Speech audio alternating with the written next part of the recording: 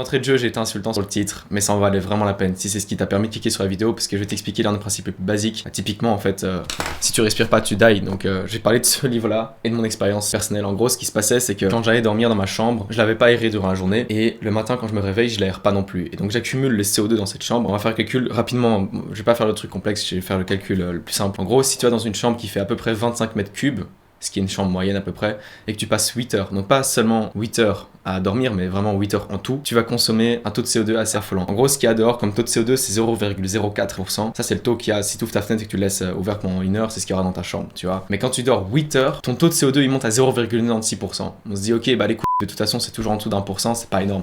Ouais, ça fait quand même une différence de 24. Tu multiplies ton taux de CO2 dans ta chambre par 24. Tu sais très bien que si tu dois respirer de l'oxygène, mais que t'en as pas, tu vas te sentir mal. Imagine que tu cours 100 mètres, un gros sprint, et qu'après, pendant 1 minute 30, tu fais de l'apnée. Mec, je te jure que tu vas commencer à avoir la tête rouge et que tu vas avoir envie de saigner des yeux. Je me permets de faire un petit rappel simple, efficace. Je vais pas rentrer dans le détail du site de Krebs qui permet d'expliquer comment tu produis de l'ATP, mais je vais un peu parler de la respiration cellulaire. Normalement, si tu regardes cette vidéo et que tu as accès à Internet, tu sais comment ça se passe, mais ça vaut la peine de réexpliquer à quel point c'est important de respirer juste de l'oxygène. Ok, donc en gros, ce qui se passe, c'est que tes cellules, elles reçoivent du sucre quand tu manges. Ce sucre, elles vont le décomposer avec de l'oxygène pour créer d'autres déchets, mais surtout, tu vas créer de l'ATP, l'adénosine triphosphate. Et c'est cet ATP qui est le fuel, c'est l'énergie que tu produis et c'est ce qui te permet de réfléchir. En gros, tu peux te voir comme une voiture. Ta voiture, tu mets de l'essence dedans, c'est le sucre, et quand tu dois brûler cette essence, il y a des bougies dans le moteur qui vont faire une étincelle qui va permettre à l'essence de brûler. Donc l'essence, c'est le sucre, et l'étincelle, c'est l'oxygène. Donc tu peux te dire, ok, je mange le sucre tranquille, mais si tu respires pas, ce que tout le monde fait, évidemment que tu respires. Mais on va rentrer dans le détail après de comment vraiment bien respirer pour être au max de tes performances et pas juste être un peu plus ou moins chépère et affaibli. Donc si tu brûles bien ton oxygène, que tu respires bien, t'es bon. Donc t'es une putain de voiture. C'est maintenant que je rentre dans les détails intéressants de la vidéo, tout le monde sait qu'il faut respirer, tout le monde sait comment respirer. Donc ce serait bien arrogant de faire une vidéo pour te rappeler de respirer. Le premier tips, c'est que quand j'ai parlé de ma chambre au début, qui était remplie de CO2, en fait c'est tout con. Pour ne pas te réveiller dans une chambre pleine de CO2 qui te tabasse parce que t'as pas eu assez d'oxygène pendant toute la nuit, donc tu te réveilles plus ou moins un peu chépère, perturbé de ta tête, comme si t'avais mal dormi et que t'étais fatigué.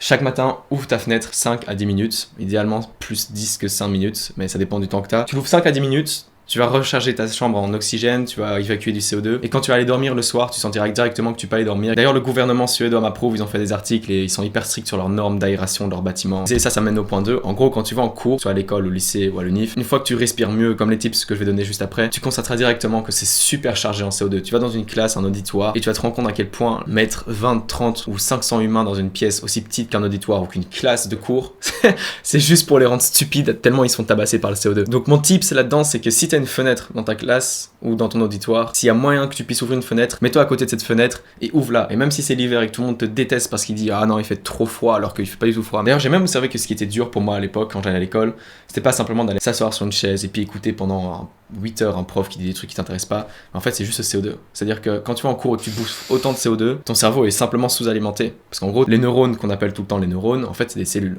Elles produisent de l'ATP aussi. Donc si t'as pas assez d'oxygène dans ton cerveau, tu fais pas ton ATP, t'es dumb. Donc observe le truc, si tu peux ouvrir les fenêtres dans ta salle de cours, si t'as des potes avec qui tu peux t'allier pour faire une alliance où tu te mets tout le long de la rangée des fenêtres et que tu peux ouvrir les fenêtres dès que tu sens que ça pue le CO2 après même 20 minutes de cours, fais-le. Simplement, il y a 2 choses sur lesquelles tu vas être focus. Le premier, c'est de respirer de manière profonde. Le deuxième, c'est d'être constant. En gros, il y a 2 choses que j'ai observées. Un, quand tu respires comme ça, ou plus ou moins dans ce truc où en gros tu respires, tu souffles, tu respires, tu souffles. C'est pas optimal pour respirer. L'idéal, c'est de faire une courbe, je vais mettre des graphiques sur l'écran, ce sera beaucoup plus clair. En gros, c'est de faire des courbes beaucoup plus longues, qui restent un peu au-dessus puis qui redescendent. Et si tu respires comme ça, tu vas directement sentir que tu es beaucoup plus apaisé, serein. Ton cerveau est mieux alimenté en oxygène. Du coup, tu seras beaucoup plus efficace, tu auras beaucoup plus focus sur le travail que tu dois faire ou même le sport que tu es en train de faire. Tu verras que ça a un énorme impact. Sinon, l'autre point, c'est ce que j'ai observé personnellement, c'est quand je suis hyper focus. Par exemple, typiquement pour écrire cette vidéo, j'ai écrit tout le texte hyper rapidement, j'étais méga focus. Il y a plein de moments où je m'arrête de respirer. Alors que justement, je fais une vidéo pour apprendre à respirer. Putain, je suis super arrogant, mais en gros, sois concentré sur le fait d'avoir une respiration constante et pas de respirer correctement où tu respires profondément, comme ça, en ondulation un peu lente, et puis d'un coup tu t'arrêtes de respirer parce que t'es méga focus sur un truc, et puis tu reprends de respirer parce que tu te dis ah merde j'ai oublié de respirer. Ça peut carrément arriver, je sais que c'est bizarre, normalement t'as un instinct de fou pour respirer, mais personnellement ça m'arrive. Donc soit profond, soit régulier sur ta respiration. Et le 4e point sur lequel j'ai pas trop rentré dans les détails, mais je vais donner quelques points dessus, parce que c'est un quatrième point en gros qui a plein de points dedans. En gros, c'est respire par le nez. Et c'est ça le sujet de tout ce livre-là qui est vraiment intéressant. Je sais pas s'il est traduit en français, je pense qu'il est qu'en anglais. Peut-être que maintenant il est traduit en français, anyway. Deviens bilingue, c'est important d'apprendre l'anglais. Je me focus sur 3 points de ce livre. Le premier, c'est que ton nez est un réservoir d'oxyde nitrique, ce qui est un super anti-inflammatoire. Donc en gros, respire par ton nez, tu seras en meilleure santé de manière considérable. En fait, au plus tu as d'inflammation dans ton corps, au moins tu seras en bonne santé, tes organes se régénéreront moins bien, tes cellules se régénéreront moins bien et ton vieillissement s'accélère du coup. Bref, je suis pas non plus biologiste, donc je peux pas rentrer dans les détails comme un fou malade, mais respire par le nez pour l'oxyde nitrique. Deuxième point, au plus tu respires par le nez, au plus tes vaisseaux sanguins qui sont dans tes parois nasales vont se rétracter. Et ça te permettra d'éviter d'avoir le nez qui saigne dès que tu mets la clim ou dès qu'il y a un peu de poussière. Alors que si tu respires par la bouche assez fréquemment, bah tes vaisseaux ils vont se dilater et dès que tu vas te moucher ou qu'il y aura un contact, tes vaisseaux vont exploser. Si tu as des vaisseaux plus fragiles, franchement respirer par le nez, ça va excessivement changer ta vie. Et si tu n'as aucun problème, ça va juste améliorer ta vie. Déjà pour l'oxyde nitrique, cette raison de encore avoir moins de chances de saigner par le nez. Et troisième raison, c'est que si tu respires par la bouche, tu vas assécher tes dents parce que l'eau de ta salive va s'évaporer. Du coup, tes dents vont se retrouver sans salive, donc il n'y a plus le bain d'enzymes et le pH constant qui permet de tuer les bactéries qui sont en train de créer des caries sur tes dents constamment, mais qui sont régulées par ta salive. Mais on va se dire, ouais, ok, tranquille, mec, si je respire 40 secondes par jour par la bouche parce que j'ai fait un peu d'effort physique, ça va pas tuer. C'est vrai. Par contre, si tu fais 1 heure d'entraînement 5 fois semaine, donc c'est-à-dire 5 heures d'entraînement par semaine, tu respires tout le temps par la bouche dès que tu es un peu essoufflé et que la nuit quand tu dors, tu te retrouves à faire 3-4 heures à respirer par la bouche, là par contre tu te crées des caries. Donc en gros la synthèse de cette vidéo c'est 1. Respire toujours par le nez quand tu as respiré.